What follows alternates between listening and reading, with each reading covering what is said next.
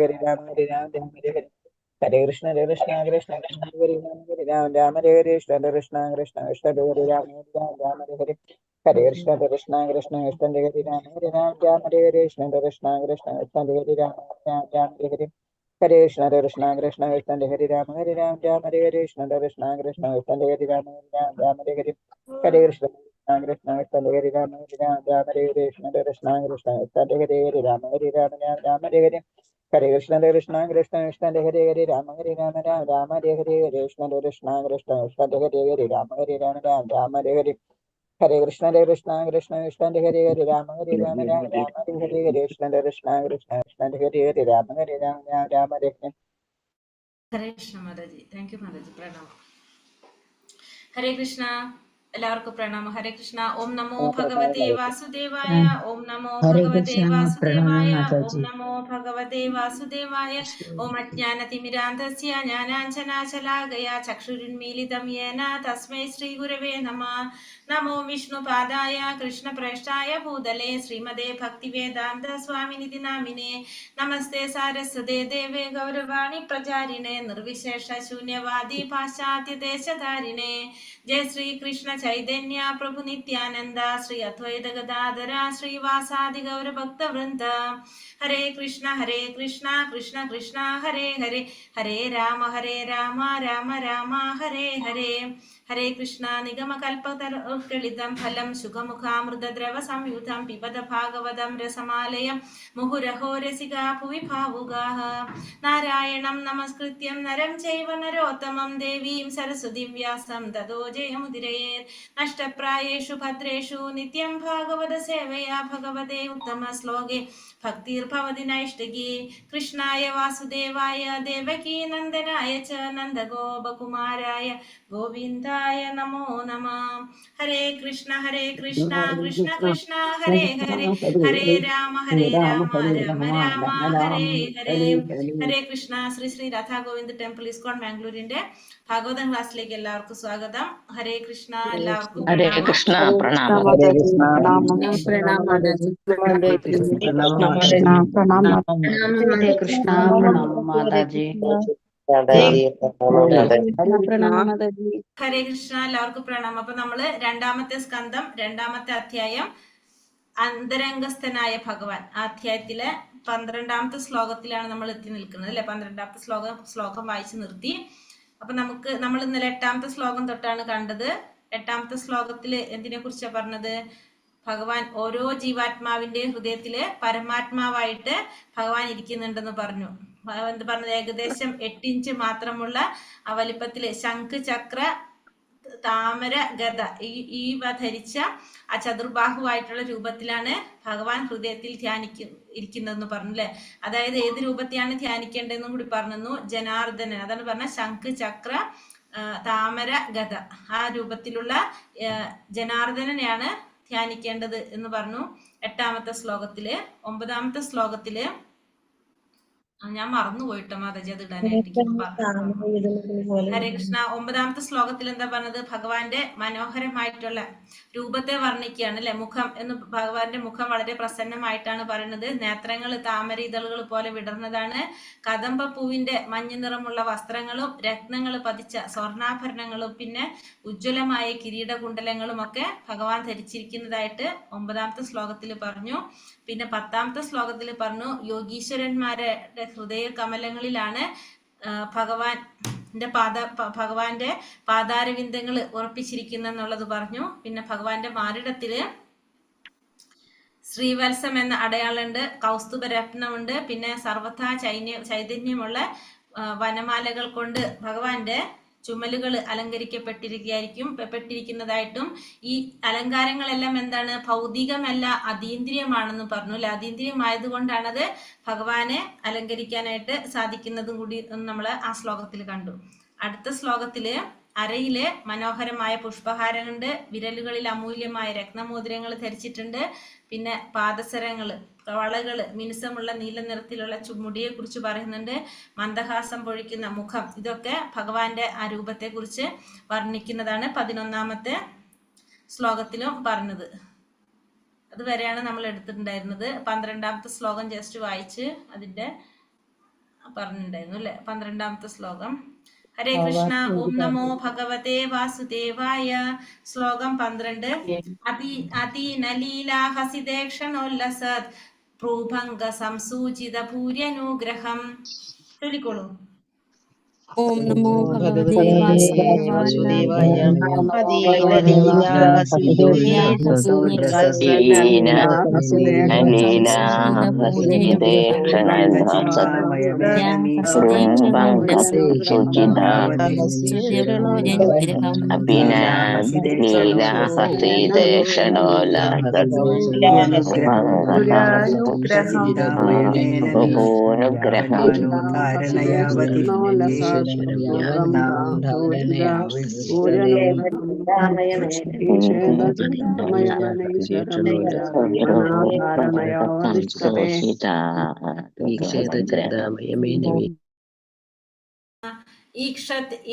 ഈക്ഷേദചിന്താമയമേനമീശ്വരം യാവൻ മനോധാരണയാവതിഷ്ഠതേ.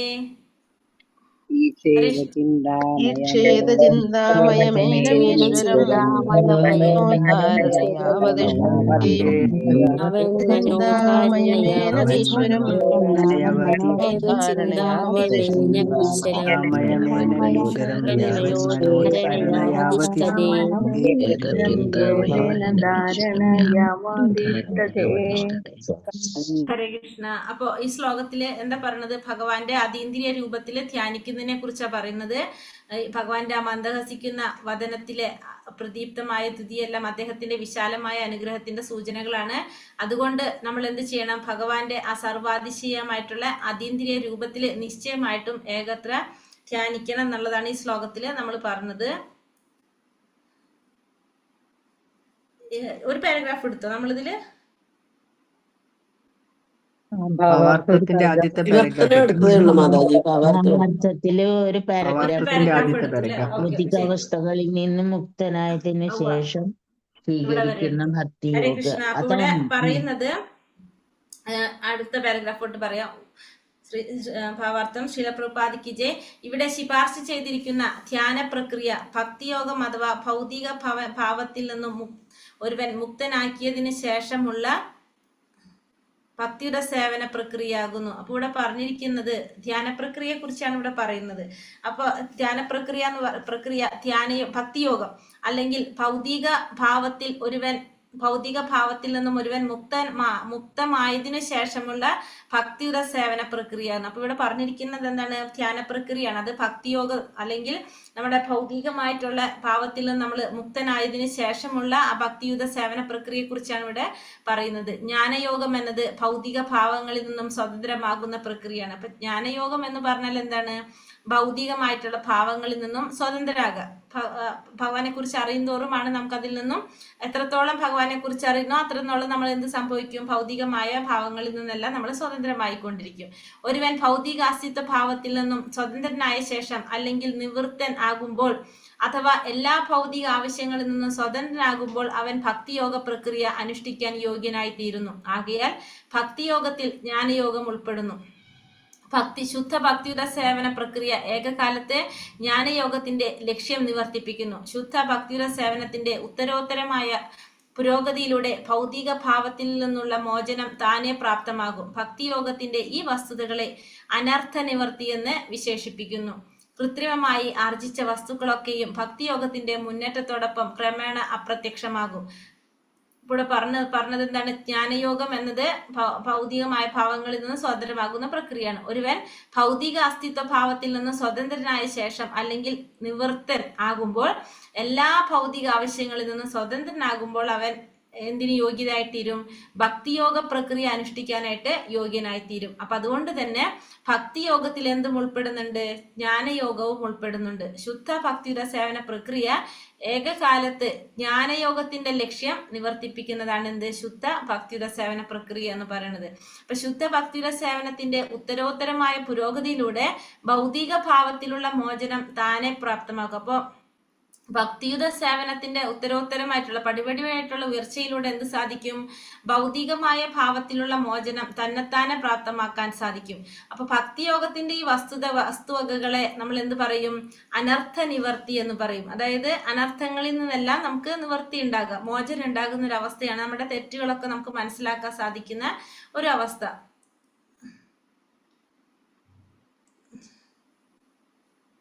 അതാണ് എന്ത് പറയുന്നത്? അനർത്ഥ നിവർത്തി എന്ന് പറയുന്നത്. കൃത്രിമമായി ആർജിച്ച വസ്തുക്കളൊക്കെയും ഭക്തിയോഗത്തിന്റെ മുന്നേറ്റത്തോടൊപ്പം ക്രമേണ അപ്രത്യക്ഷമാകും. പ്രഗമനത്തിന്റെ ആദിപടിയായ പരമദിവ്യോത്തമ പുരുഷന്റെ പാദാംബുജ ധ്യാനം അനർത്ഥ നിവർത്തിയിലൂടെ തീർച്ചയായും ഫലം പ്രകടമാക്കുന്നു. ഭൗതികാസ്തിത്വത്തിൽ ഭക്താത്മാവിനെ ബന്ധിപ്പിക്കുന്ന സ്ഥൂലമായ അനർത്ഥം കാമം അഥവാ ലൈംഗിക ആസക്തിയാകുന്നു. ഈ കാമം സ്ത്രീ പുരുഷ സംയോഗത്തിലേക്ക് ക്രമേണ വളരുന്നു. എപ്പോൾ സ്ത്രീയും പുരുഷനും സംഗമിക്കുന്നുവോ അപ്പോൾ കെട്ടിടങ്ങൾ, കുട്ടികൾ, മിത്രങ്ങൾ, ബന്ധുക്കൾ, ധനം എന്നിവയുടെ പെരുകലിലൂടെ കാമം അഥവാ ലൈംഗിക ആസക്തി വീണ്ടും വർദ്ധിക്കുന്നു. ഇവയൊക്കെ സ്വായത്തമാക്കുമ്പോൾ ഭക്താത്മാവ് അത്തരം കുരുക്കുകളിൽ ഉപപ്ലൂതമായി തീരുന്നു. മാത്രമല്ല മിഥ്യാഹംബോധം അഥവാ ഞാൻ എന്നും എന്റേത് എന്നുമുള്ള ബോധം പ്രബലമായി തീരുകയും ഒരു സമയം വളരെ വ്യക്തമായി തീരുന്നതും അടുത്ത നിമിഷം ആകാശത്തിലെ മേഘം പോലെ പെട്ടെന്ന് ഇല്ലാതായി തീരുകയും ചെയ്യുന്ന തിരമാലകളുടെ നുരകളോട് സാദൃശ്യമുള്ള നാനാവിധമായ രാഷ്ട്രീയ, സാമൂഹിക, പരോപകാര ചിന്ത, ഭൂതദയ, മറ്റനേകം അനാവശ്യ പ്രവൃത്തികൾ എന്നിവയിലേക്ക് കാമം വ്യാപിക്കുന്നു. അത്തരം ഫലങ്ങളാലും കാമത്തെ അഥവാ ലൈംഗിക ആസക്തിയെ സംബന്ധിക്കുന്ന ഗുണങ്ങളാലും ഭക്താത്മാവ് വലയം ചെയ്തിരിക്കുന്നു. ആകയാൽ ലാഭം, പൂജ അഥവാ ആരാധന, പ്രമുഖത്വം എന്നീ 3 തലവാചകത്തിൽ സംക്ഷേപമായി നൽകിയിരിക്കുന്ന കാമം അഥവാ ലൈംഗികാസക്തിയുടെ ക്രമേണയുള്ള ശോഷണത്തിന് ഭക്തിയോഗം വഴി നയിക്കുന്നു. അപ്പോൾ ഇവിടെ ഭക്തിയോഗം കൊണ്ട് നമുക്ക് എന്തൊക്കെ സംഭവിക്കുന്നു എന്ന് പറഞ്ഞാണ്. ഇവിടെ ഭക്തിയോഗം കൃത്രിമമായി ആർജിച്ച വസ്തുക്കളൊക്കെയും ഭക്തിയോഗത്തിന്റെ മുന്നേറ്റോടൊപ്പം തന്നെ ക്രമേണ അപ്രത്യക്ഷം. അപ്പൊ നമുക്ക് കൃത്രിമമായിട്ട് നമുക്ക് എന്തൊക്കെയാണ് നമ്മൾ നേടിയിട്ടുള്ളത്, അത് ഭക്തിയോഗത്തിൽ മുന്നേറുമ്പോൾ അതൊക്കെ തന്നെത്താൻ എന്താവും? അപ്രത്യക്ഷമാകും. പ്രഗമനത്തിന്റെ ആദിപടിയായ പരമദിവ്യോത്തമ പുരുഷന്റെ പാദാംബുജ ധ്യാനം അനർത്ഥ നിവർത്തിയിലൂടെ തീർച്ചയായും ഫലം പ്രകടമാക്കുന്നു. അപ്പൊ അതിന്റെ ആദിപടിയായിട്ട് എന്താ പറയുന്നത്? ഭഗവാന്റെ ഭഗവാന്റെ പാദങ്ങളെ ധ്യാനിക്കുക, പാദത്തിൽ ശരണം പ്രാപിക്കുക. അപ്പോ ധ്യാനം അനർത്ഥ നിവർത്തിയിലൂടെ തീർച്ചയായും ഫലം പ്രകടമാക്കും. അപ്പൊ നമുക്ക് എന്ത് മനസ്സിലാക്കാം? അനർത്ഥ നിവർത്തിയിലൂടെ നമ്മുടെ തെറ്റുകളൊക്കെ മനസ്സിലാക്കുന്ന ആ ഒരു സ്റ്റേജിൽ എത്താൻ നമുക്ക് സാധിക്കും. അപ്പൊ അങ്ങനെ ഫലം നമുക്ക് കിട്ടി തുടങ്ങുന്നത്. ഭൗതികാസ്തിത്വത്തിൽ ഭക്താത്മാവിനെ ബന്ധിപ്പിക്കുന്ന സ്ഥൂലമായിട്ടുള്ള ഭൗതികമായ ലോകത്തില് ഭക്താത്മാവിനെ ബന്ധിപ്പിക്കുന്ന സ്ഥൂലമായിട്ടുള്ള കാര്യങ്ങൾ, അനർത്ഥം, സ്ഥൂലമായ അനർത്ഥം, അതായത് കാമം അല്ലെങ്കിൽ ലൈംഗിക ആസക്തിയാണ്. ഈ കാമം കൊണ്ട് എന്താ സംഭവിക്കുന്നത്? സ്ത്രീ പുരുഷ സംയോഗത്തിലേക്ക് വളരുകയും എപ്പോൾ സ്ത്രീയും പുരുഷനും സംഗമിക്കുന്നുവോ അപ്പോൾ കെട്ടിടങ്ങള്, കുട്ടികള്, മിത്രങ്ങള്, ബന്ധുക്കള്, ധനം എന്നിവയിലെ പെരുകലിലൂടെ കാമം അഥവാ ലൈംഗികാസക്തി വീണ്ടും വർദ്ധിക്കുന്നു. അപ്പോൾ ഇതിന്റെ ഫലമായിട്ട് എന്താ സംഭവിക്കുന്നത്? ബന്ധങ്ങൾ അല്ലെങ്കിൽ ബന്ധനങ്ങൾ വർദ്ധിക്കുകയാണ് അവിടെ ചെയ്യുന്നത്. ഇവയൊക്കെ സ്വായത്തമാക്കുമ്പോൾ ബന്ധാത്മാവ് അത്തരം കുരുക്കുകളിൽ ഉപപ്ലൂതമായി തീരുന്നു. അപ്പൊ ഇതൊക്കെ വർദ്ധിക്കുമ്പോൾ, ഇതൊക്കെ സ്വായത്തമാക്കുമ്പോൾ എന്താ സംഭവിക്കുന്നത്? കുരുക്കുകളിൽ കൂടുതൽ കുരുങ്ങിപ്പോവാണ് ചെയ്യുന്നത് ഭക്താത്മാവ്. മാത്രമല്ല മിഥ്യാഹംബോധം, ഞാൻ എന്നും എന്റേതെന്നുമുള്ള ബോധം പ്രബലമായി തീരുകയും ഒരു സമയം തന്നെ വളരെ വ്യക്തമായി തീരുന്നതും അടുത്ത നിമിഷം ആകാശത്തിലെ മേഘം പോലെ പെട്ടെന്ന് ഇല്ലാതായി തീരുകയും ചെയ്യുന്ന തിരമാലകളുടെ നുരകളോട് സദൃശ്യമായിട്ടുള്ള നാനാവിധമായ രാഷ്ട്രീയ, സാമൂഹിക, പരോപക ചിന്ത, സർവഭൂത ദയ, മറ്റനേകം അനാവശ്യ പ്രവർത്തികൾ എന്നിവയിലേക്ക് കാമം വ്യാപിക്കുകയും ചെയ്യുന്നു. അപ്പോൾ ഇതിന്റെ ഫലമായിട്ട് എന്താണ്? കുറെ നമുക്ക് ആവശ്യമില്ലാത്ത, നമുക്ക് വേണ്ടാത്ത കുറെ കാര്യങ്ങളിലേക്ക് നമ്മൾ അതിലേക്ക് വ്യാപിക്കുകയാണ് ചെയ്യുന്നത്. അല്ലെങ്കിൽ നമ്മുടെ അനാവശ്യ പ്രവർത്തികളിലേക്ക് ആ കാമം നമ്മളെ വ്യാപിപ്പിക്കുകയാണ് ചെയ്യുന്നത്. അത്തരം ഫലങ്ങളാലും കാമത്തെ അഥവാ ലൈംഗിക ആസക്തിയെ സംബന്ധിക്കുന്ന ഗുണങ്ങളാലും ഭക്താത്മാവ് വലയം ചെയ്തിരിക്കുന്നു. അപ്പൊ ഇതുകൊണ്ടൊക്കെ ഭക്താത്മാവ് എന്ത് ചെയ്യും? ബന്ധനത്തില് പെട്ടുപോകും. ആകയാൽ ലാഭം, പൂജ അഥവാ ആരാധന, പ്രമുഖത്വം എന്നീ 3 തലവാചകങ്ങളിൽ സംക്ഷേപമായി നൽകിയിരിക്കുന്ന കാമം അഥവാ ലൈംഗികാസക്തിയുടെ ക്രമേണയുള്ള ശോഷണത്തിന് ഭക്തിയോഗം വഴിവെക്കുന്നു. അപ്പോ ഭക്തിയോഗം കൊണ്ട് എന്ത് സാധിക്കുന്ന പറയുന്നത്? അത് പ്രമുഖത്വം എന്നീ 3 തലങ്ങളിൽ, ലാഭം, പൂജ അല്ലെങ്കിൽ ആരാധന, പ്രമുഖത്വം എന്നീ 3 തലവാചകങ്ങളിൽ സംക്ഷേപമായി നൽകിയിരിക്കുന്ന കാമം അഥവാ ലൈംഗിക ആസക്തിയുടെ ക്രമേണയുള്ള ശോഷണത്തിന് എന്ത് വഴിവെക്കും? ഭക്തിയോഗം വഴിവെക്കുന്നു.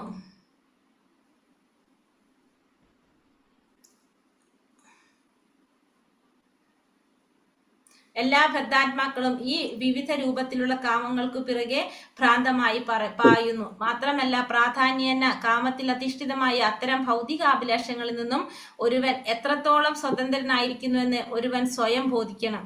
ഓരോ ഉരുള ഭക്ഷണം കഴിച്ച ശേഷവും തന്റെ വിശപ്പിന് ശമനം വരുന്നത് ഒരു വ്യക്തി അനുഭവിച്ചറിയുന്നത് പോലെ കാമത്തിൽ നിന്നും താൻ എത്രത്തോളം സ്വതന്ത്രനായിരിക്കുമെന്ന് തിരിച്ചറിയാൻ ഒരുവന് തീർച്ചയായും കഴിവുണ്ടായിരിക്കണം. ഭക്തിയോഗ പ്രക്രിയയിലൂടെ കാമത്തിന് അതിന്റെ വിവിധ രൂപങ്ങൾക്കൊപ്പം വ്യാപ്തിയിലും പരിമാണത്തിലും പ്രാമുഖ്യത്തിലും കുറവ് വരുന്നു.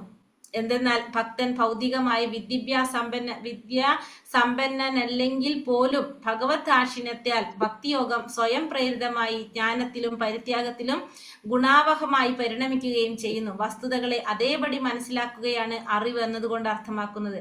അനാവശ്യമായ അനവധി കാര്യങ്ങളുണ്ടെന്ന് നമ്മുടെ ചിന്തയിലൂടെ മനസ്സിലാക്കാനായിട്ട് കഴിയും. ജ്ഞാനം ആർജിച്ചൊരുവൻ അത്തരം അനാവശ്യ കാര്യങ്ങളെ സ്വാഭാവികമായി ഉപേക്ഷിക്കുന്നു. ഇവിടെ പറഞ്ഞു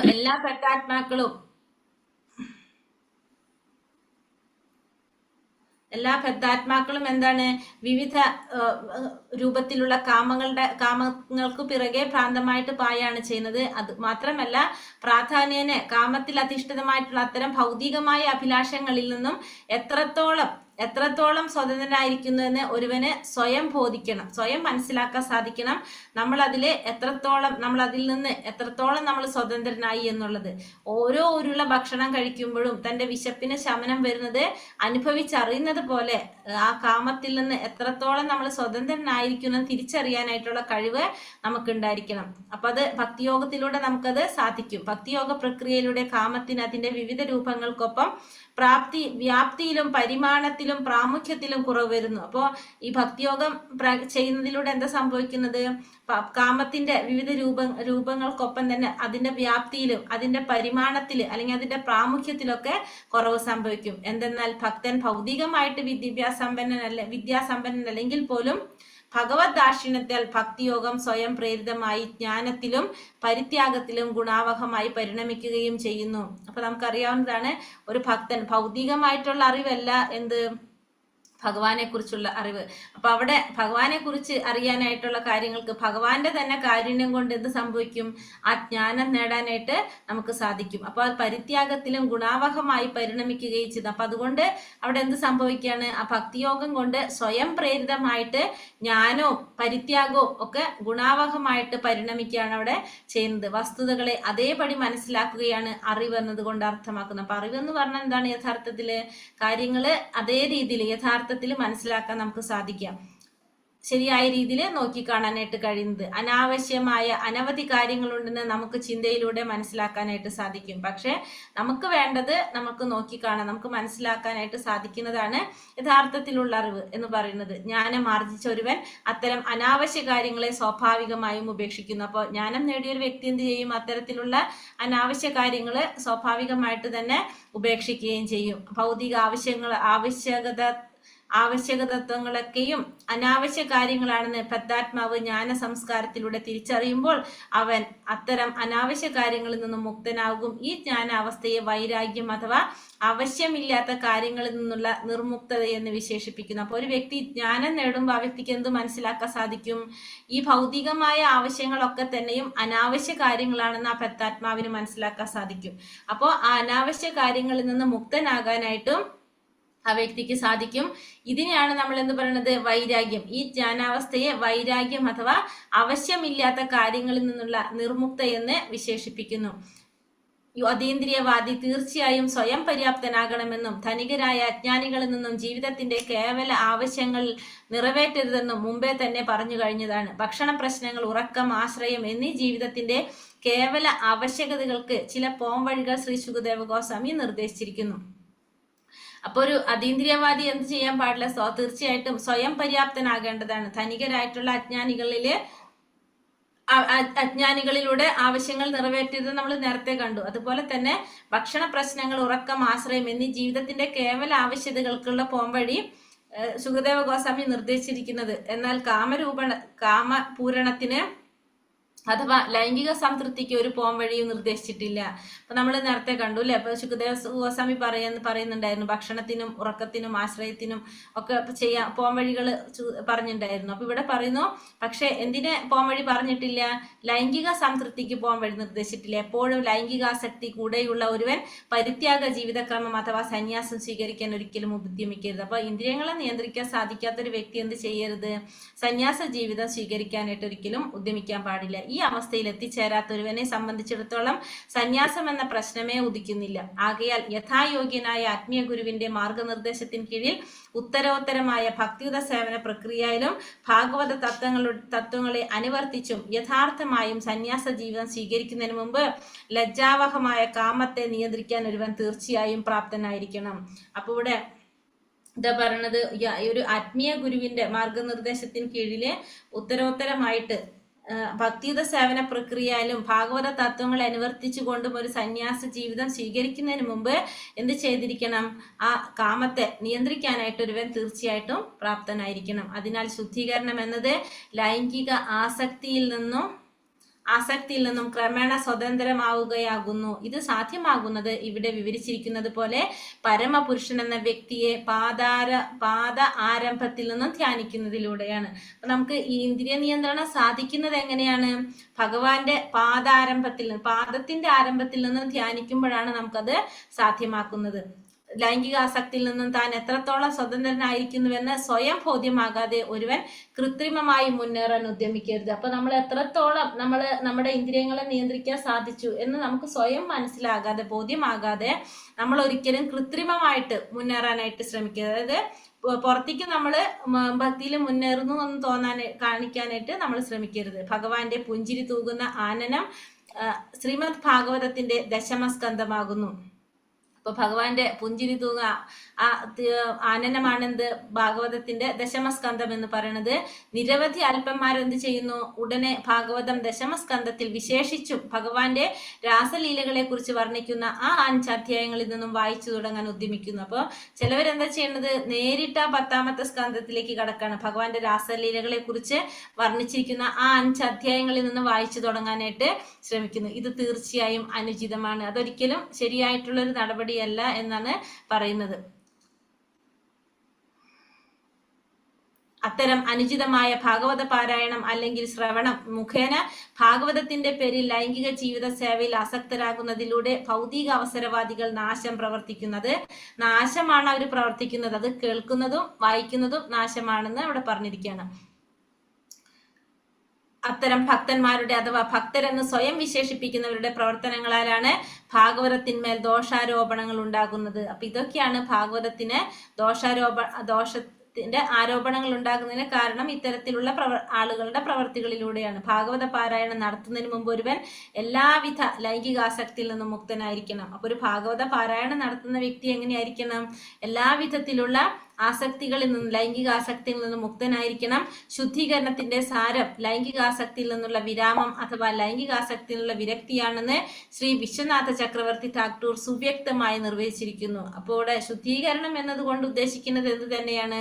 ഈ ലൈംഗികമായ ആസക്തിയിൽ നിന്നുള്ള വിരാമമാണ്, അല്ലെങ്കിൽ വിരക്തിയാണെന്നുള്ളത് വിശ്വനാഥ ചക്രവർത്തി ടാഗോർ വ്യക്തമായിട്ട് നിർവചിച്ചിട്ടുണ്ട്. അദ്ദേഹം ഇപ്രകാരം പറയുന്നു: ശുദ്ധ്യതി വിഷയലം പട്യം ത്യജതി തഥാ തഥാരയത് ഇതി ചിത്തശുദ്ധി താരതമ്യേനൈവ ധ്യാന താരതമ്യ മുക്തം. ബുദ്ധിശുദ്ധീകരണത്തിലൂടെ ഒരുവൻ ലൈംഗികാസക്തിയാകുന്ന ലഹരിയിൽ നിന്നും സ്വതന്ത്രനാക്കപ്പെടുമ്പോൾ ധ്യാന പ്രക്രിയയിലൂടെ അടുത്ത ഘട്ടത്തിലേക്ക് ഒരുവൻ മുന്നേറണം. അല്ലെങ്കിൽ ഭഗവാന്റെ അതീന്ദ്രിയ സ്വരൂപത്തിലെ വിഭിന്ന അംഗങ്ങളുടെ മേലുള്ള പുരോഗമനപരമായ ധ്യാനം ഹൃദയ ശുദ്ധീകരണത്തിന്റെ അഭിവൃദ്ധിക്ക് ആനുപാതികമായി വർദ്ധിതമാകണം. ഇവിടെ പറയുന്നു, എന്താണ് പറയുന്നത്? ബുദ്ധി ശുദ്ധീകരണത്തിലൂടെ ഒരുവൻ ലൈംഗിക ആസക്തിയാകുന്ന ലഹരിയിൽ നിന്ന് സ്വതന്ത്രനാക്കപ്പെടുമ്പോൾ എന്ത് വേണം? ധ്യാന പ്രക്രിയയിലൂടെ അടുത്ത ഘട്ടത്തിലേക്ക് ഒരുവൻ മുന്നേറാനായിട്ട് ശ്രമിക്കണം. അപ്പോൾ അല്ലെങ്കിൽ എന്താണ്? ഭഗവാന്റെ അതീന്ദ്രിയ സ്വരൂപത്തിലെ വിഭിന്ന അംഗങ്ങളുടെ മേലുള്ള പുരോഗമനപരമായിട്ടുള്ള ധ്യാനം ഹൃദയ ശുദ്ധീകരണത്തിന്റെ അഭിവൃദ്ധിക്ക് ആനുപാതികമായിട്ട് വർദ്ധിതമാകണം. അപ്പൊ ലൈംഗിക ആസക്തിയിൽ എപ്പോഴും ബുദ്ധി ശുദ്ധീകരണത്തിന് ശേഷം കുരുങ്ങിക്കിടക്കുമ്പോൾ ഭഗവാന്റെ പാതാരവിന്ദങ്ങൾക്ക് ഉപരിയായ ധ്യാനത്തിലേക്ക് ഒരിക്കലും മുന്നേറുകയില്ലെന്ന് നിർണയിച്ചിരിക്കുന്നു. അപ്പോൾ ഈ ലൈംഗിക ആസക്തിയിൽ എപ്പോഴും കുരുങ്ങിക്കിടക്കുന്നവന് എന്ത് സാധിക്കില്ല? ഭഗവാന്റെ പാതാരവിന്ദങ്ങൾക്ക് ഉപരിയായിട്ടുള്ള ധ്യാനത്തിലേക്ക് ഒരിക്കലും മുന്നേറാനായിട്ട് സാധിക്കില്ല എന്നാണ് ഇവിടെ പറയുന്നത്. അപ്പോൾ ഇത്തരത്തിലുള്ള ആസക്തികളുള്ള വ്യക്തിക്ക് ഭഗവാന്റെ പാദത്തിന്റെ അപ്പുറത്തേക്ക്, പാദത്തിന്റെ മുകളിലേക്ക് മുന്നേറാനായിട്ട് സാധിക്കില്ല എന്നാണ് ഈ ശ്ലോകം ഇവിടെ പറയുന്നത്. ആകയാൽ അത്തരക്കാരുടെ ശ്രീമദ് ഭാഗവത പാരായണം മഹാഗ്രന്ഥത്തിന്റെ പ്രഥമ സ്കന്ധത്തിലും ദ്വിതീയ സ്കന്ധത്തിലുമായി ക്ലിപ്തപ്പെടുത്തിയിരിക്കുന്നു. അപ്പൊ അങ്ങനെയുള്ളവർക്ക് എന്താ സംഭവിക്കുന്നത്? അവരുടെ ഭാഗവത പാരായണം ഒന്നാമത്തെ സ്കന്ധവും രണ്ടാമത്തെ സ്കന്ധം കൊണ്ട് അവരുടെ തീരും. പ്രഥമ നവസ്കന്ധങ്ങളിലെ സാരാംശങ്ങളെ സ്വാശീകരിക്കുന്നതിലൂടെ ശുദ്ധീകരണ പ്രക്രിയയെ ഒരുവൻ നിശ്ചയമായും സർവ്വതാ പൂർത്തീകരിക്കണം. എങ്കിൽ മാത്രമേ ശ്രീമദ് ഭാഗവതത്തിന്റെ ദശമസ്കന്ധ വിഷയത്തിലേക്ക് ഒരുവൻ പ്രവേശിക്കാവൂ. അപ്പൊ പ്രഥമ നവസ്കന്ധങ്ങൾ, ആദ്യത്തെ 9 സ്കന്ധങ്ങളിലെ സാരാംശങ്ങളെ സ്വാംശീകരിക്കുന്നതിലൂടെ ശുദ്ധീകരണ പ്രക്രിയയെ ഒരുവൻ നിശ്ചയമായും സർവ്വതാ പൂർത്തീകരിക്കും. അപ്പൊ ആദ്യത്തെ 9 സ്കന്ധങ്ങളിലൂടെ നമുക്ക് എന്ത് നേടിയിരിക്കണം? ആ ശുദ്ധീകരണ പ്രക്രിയ, ആ ശുദ്ധീകരണം നമ്മൾ നിശ്ചയമായിട്ടും നമ്മൾ നേടിയിട്ടുണ്ടാവണം. എങ്കിൽ മാത്രമേ നമുക്ക് എന്ത് സാധിക്കുള്ളൂ? ശ്രീമദ് ഭാഗവതത്തിന്റെ ദശമസ്കന്ധത്തിന്റെ വിഷയത്തിലേക്ക് പ്രവേശിക്കാനായിട്ട് നമുക്ക് സാധിക്കുകയുള്ളൂ. ഹരേ കൃഷ്ണ. ശ്ലോകം 13. ഓം നമോ ഭഗവതേ വാസുദേവായ. കശോങ്കാനി ധിയാനുഭാവയേത് പദാദിയാവത്തസിതം ഗദാഭൃതഃ ജിദം സ്ഥാനമപോഹയാധാരയേത് പരം പരം ശുദ്ധ്യതി തിര്യഥാ യഥാ ഏകൈകശോങ്കാനി ധിയാനുഭാവയേത് പദാദിയാവത്തസിതം ഗദാഭൃതഃ ജിദം സ്ഥാനമപോഹയാധാരയേത് പരം പരം ശുദ്ധ്യതി ദ്വിത്യഥാ യഥാ. ചൊല്ലാം. ഹരേ കൃഷ്ണ. നമോ ഭഗവതേ വാസുദേവായ. പദാദിയാവതസിതം ഗദാഭൃതഃ ജിദം സ്ഥാനമപോഹയാധാരയേത് പരം പരം ശുദ്ധ്യതി ദ്വിത്യഥാ യഥാ ഏകശോകാനിധിയാനുഭാവയേത് പദാദിയാവത്തസിതം ഗദാഭൃതഃ ജിദം സ്ഥാനമപോഹയാധാരയേത് പരം പരം ശുദ്ധ്യതി ദ്വിത്യഥാ യഥാ.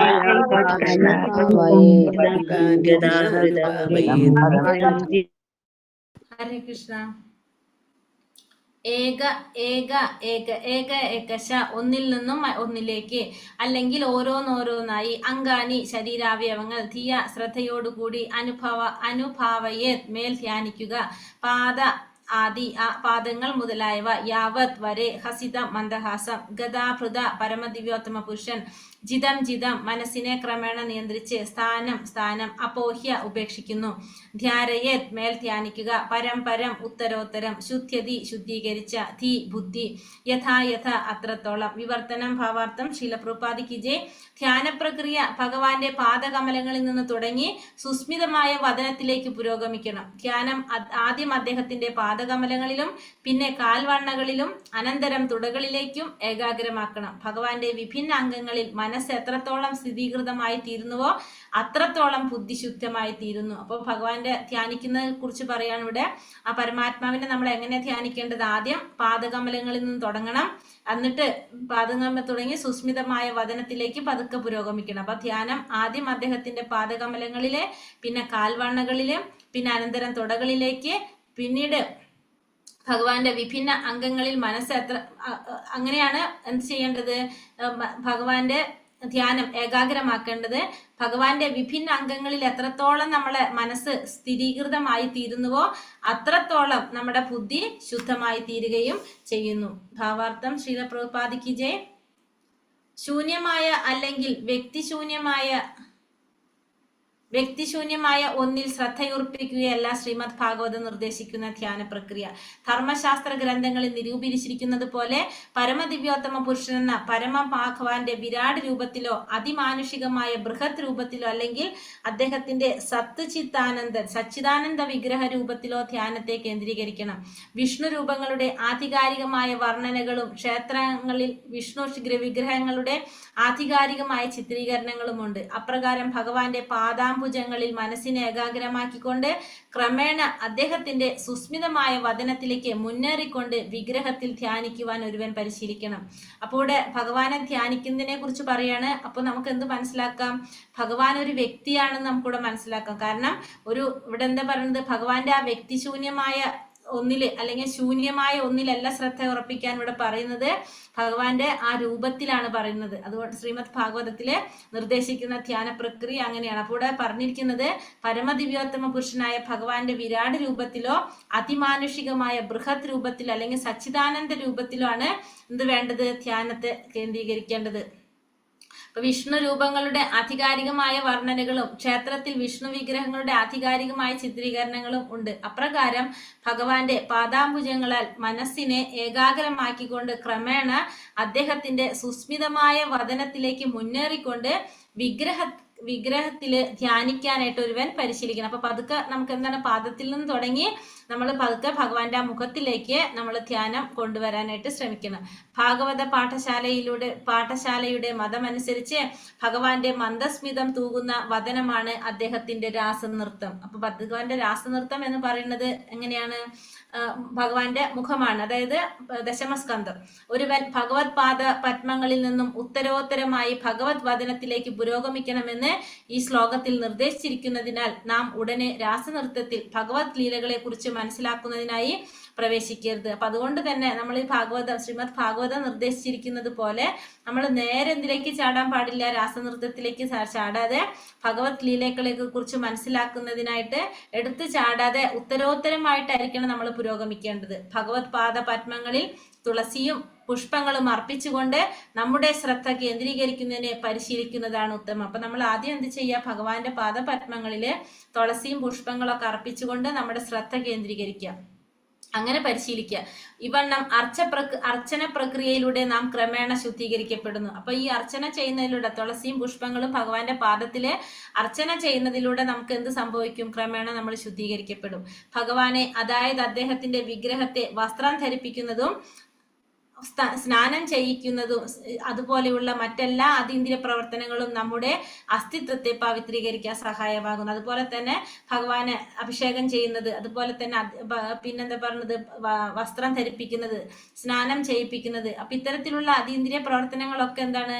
നമ്മുടെ അസ്തിത്വത്തെ പവിത്രീകരിക്കാൻ സഹായിക്കുന്നതാണ്. നാം പരിശുദ്ധിയുടെ ഉന്നത തലത്തിലെത്തുമ്പോൾ ഭഗവാന്റെ മന്ദഹസിക്കുന്ന വദനമോ രാസനൃത്തമോ ദർശിച്ചാൽ നമുക്ക് അദ്ദേഹത്തിന്റെ പ്രവർത്തനങ്ങളെ ആസ്വദിക്കാൻ സാധിക്കും. അപ്പൊ നമ്മൾ ഈ പരിശുദ്ധിയുടെ ഉന്നത തലത്തിൽ എത്തിക്കഴിഞ്ഞാൽ ആ സമയത്ത് നമ്മൾ ഭഗവാന്റെ ഈ രാസനൃത്തത്തെ കുറിച്ചും അതുപോലെ തന്നെ ഭഗവാന്റെ മന്ദഹസിക്കുന്ന വദനം ഇതൊക്കെ ദർശിച്ചു കഴിഞ്ഞാൽ നമുക്കത് ആസ്വദിക്കാനായിട്ട് നമുക്ക് സാധിക്കും. ആകയാൽ ശ്രീമദ് ഭാഗവതം ദശമസ്കന്ധത്തിൽ അധ്യായം 29-34 ഭഗവാന്റെ രാസനൃത്ത ലീലകൾ വർണ്ണിച്ചിരിക്കുന്നു. അപ്പോൾ ഇവിടെ ഭാഗവതത്തിലെ ദശമസ്കന്ധത്തില് അധ്യായം 29-34 ഭഗവാന്റെ രാസലീലകളെ കുറിച്ച് വർണ്ണിച്ചിരിക്കുന്നത്. ഭഗവാന്റെ അതീന്ദ്രിയ രൂപത്തിൽ പാദപത്മങ്ങളിലോ കാൽവണ്ണകളിലോ ഊരുക്കളിലോ മാറിടത്തിലോ ഒരുവൻ എത്രത്തോളം ഏകാഗ്രനാകുന്നുവോ അത്രത്തോളം അവൻ പരിശുദ്ധനായി തീരുന്നു. അതായത് അപ്പൊ എത്രത്തോളം ഭഗവാന്റെ അതീന്ദ്രിയമായ രൂപത്തിൽ പാദപത്മങ്ങളിൽ അല്ലെങ്കിൽ കാൽവണ്ണകളിൽ ഊരുക്കളിൽ മാറിടത്തിൽ എത്രത്തോളം ഏകാഗ്രനാകുന്നോ അത്രത്തോളം അവൻ എന്ത് സംഭവിക്കും? പരിശുദ്ധനായി തീരും. ഈ ശ്ലോകത്തിൽ ഇപ്രകാരം സ്പഷ്ടമായിട്ട് പറഞ്ഞിരിക്കുന്നു: ബുദ്ധി അധികതരമായി പരിശുദ്ധമായി തീരുന്നു. ഇവിടെ പറഞ്ഞത് എന്താണ്? ബുദ്ധി അധികതരമായിട്ട് പരിശുദ്ധമായി തീരാണ്. അപ്പൊ ഭഗവാനെ ധ്യാനിക്കുന്നതിലൂടെ ബുദ്ധി പരിശുദ്ധമായി തീരാണ് എന്നത് അത്രത്തോളം ഒരുവൻ ഇന്ദ്രിയാസക്തിയിൽ നിന്ന് വിമുക്തനായി തീരുന്നു എന്നർത്ഥമാകുന്നു. അപ്പൊ അത്രത്തോളം ഭഗവാനെ ധ്യാനിക്കുന്നതിലൂടെ നമ്മൾ ഓട്ടോമാറ്റിക്കലി എന്ത് സംഭവിക്കാണ്? ഒരു വ്യക്തി അത്രത്തോളം തന്നെ ഇന്ദ്രിയ ആസക്തിയിൽ നിന്ന് വിമുക്തനായി തീരുന്നു. ഇന്ദ്രിയ ആസ്വാദനത്തിൽ വ്യാപൃതനായതിനാൽ ജീവിതത്തിന്റെ വർത്തമാന ബദ്ധാവസ്ഥയിൽ നമ്മുടെ ബുദ്ധി കളങ്കിതമാണ്. ഭഗവത് അതീന്ദ്രിയ രൂപത്തിലുള്ള ധ്യാനഫലം ഇന്ദ്രിയാസ്വാദനങ്ങളിൽ നിന്നുള്ള നിർമുക്തതയായി ഒരുവനിൽ പ്രകടമാകും. ആകയാൽ ധ്യാനത്തിന്റെ പരമമായ ഉദ്ദേശം ഒരുവന്റെ ബുദ്ധിയുടെ പരിശുദ്ധീകരണമാണ്. അപ്പോൾ ഇവിടെ ധ്യാനത്തിന്റെ പരമമായ ഉദ്ദേശം എന്താണ്? നമ്മുടെ ബുദ്ധി പരിശുദ്ധീകരിക്കുക എന്നാണ്. അപ്പൊ നമുക്ക് എന്ത് സാധിക്കാണ് അവിടെ? ഭഗവാനെ ധ്യാനിക്കുന്നതിലൂടെ നമ്മുടെ ഇന്ദ്രിയ ആസക്തിയിൽ നിന്ന് നമുക്ക് വിമുക്തനാകാനും അതുപോലെ തന്നെ ബുദ്ധി നമ്മുടെ പരിശുദ്ധമായിട്ട് മാറുകയും ചെയ്യും. ഇന്ദ്രിയാസ്വാദനത്തിൽ അത്യന്തം ലീനരായവരെ അർച്ചനയിൽ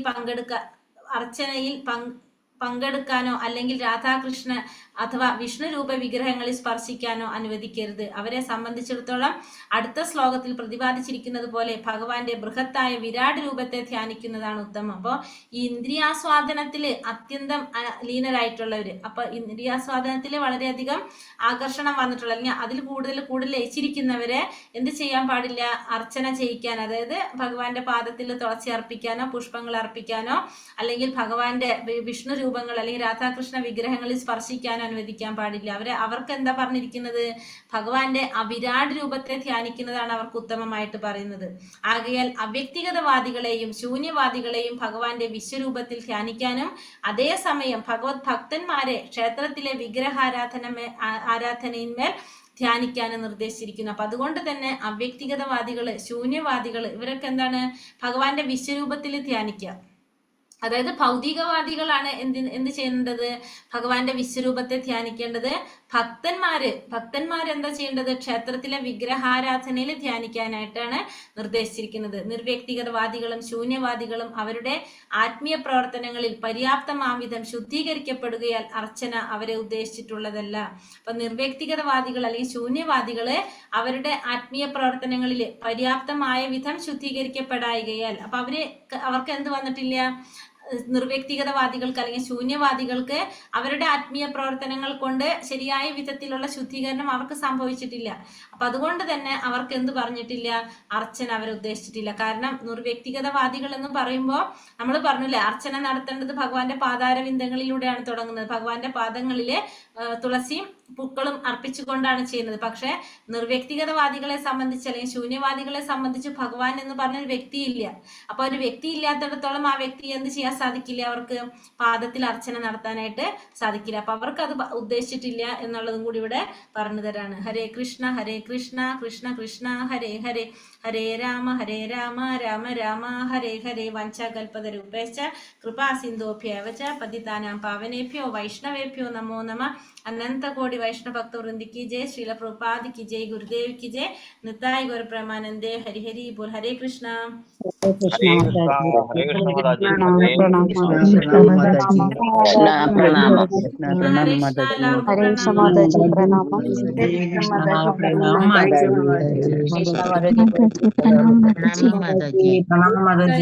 ഹരേ കൃഷ്ണ. നാട്ടില് നല്ല മഴയല്ലേ? ഹരേ കൃഷ്ണ. പ്രണാം മാതാജി. നല്ല മഴയാണ്.